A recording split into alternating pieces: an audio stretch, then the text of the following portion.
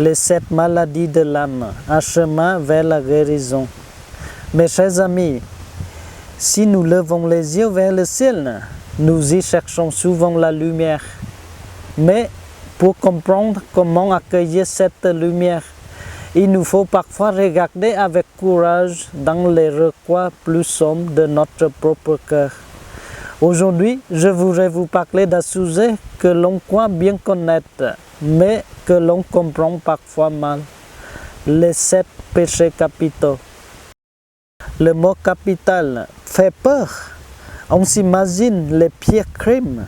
Pourtant, le mot vient tout simplement du latin caput, qui signifie la tête. Les péchés capitaux ne sont pas les fautes les plus graves, mais ils sont la tête de nos erreurs, la source cachée, la racine des arbres amers que nous plantons parfois dans nos vies.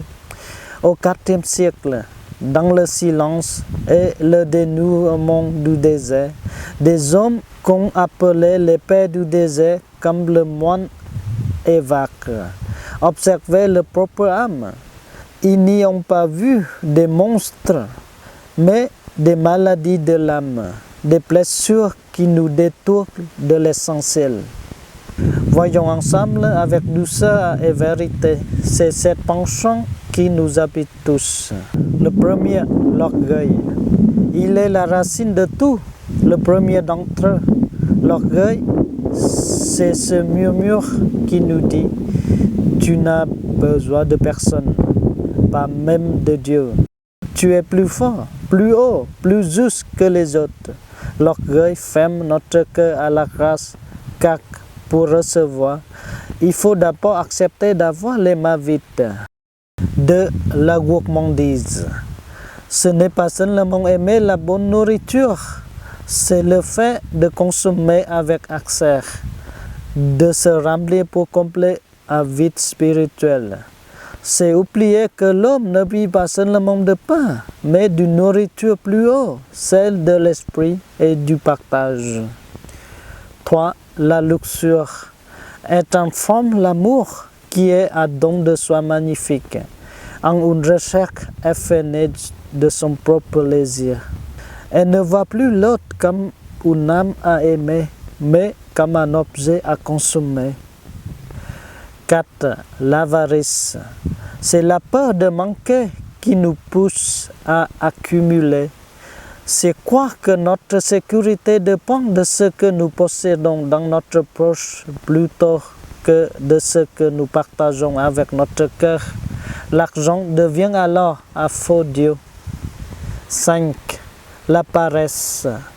Autrefois appelée l'ascédie, elle est cette fatigue de l'âme qui nous pousse à abandonner l'effort, à raser les magnifiques talents que Dieu a déposés en nous. C'est choisir l'indifférence et la passivité plutôt que le courage d'aimer et agir. 6. La colère. Cette tempête intérieure explore et détruit tout sur son passage. Elle nous fait prendre le contrôle de nous-mêmes et peut briser par une parole ou un geste des années de tendresse et de confiance. 7. La jalousie. Elle est ce poison subtil qui nous empêche de nous réjouir du bonheur d'autrui. Elle nous chuchote que le bonheur du voisin nous enlève quelque chose, alors que la vie est une source infinie. Mes frères et sœurs, faisons exemple de conscience, une pratique devenue si précieuse au fil des siècles. Ce n'est pas s'accuser pour se détruire, c'est regarder ses blessures pour les présenter au médecin de nos âmes. À chacun de ces vices, nous pouvons opposer une force lumineuse. À l'orgueil, offrons l'humilité. À la colère, la douceur. À l'avarice, la générosité. Le péché n'est pas une fatalité, c'est un appel à être guéri. Ne laissons pas nos pulsions dicter nos vies.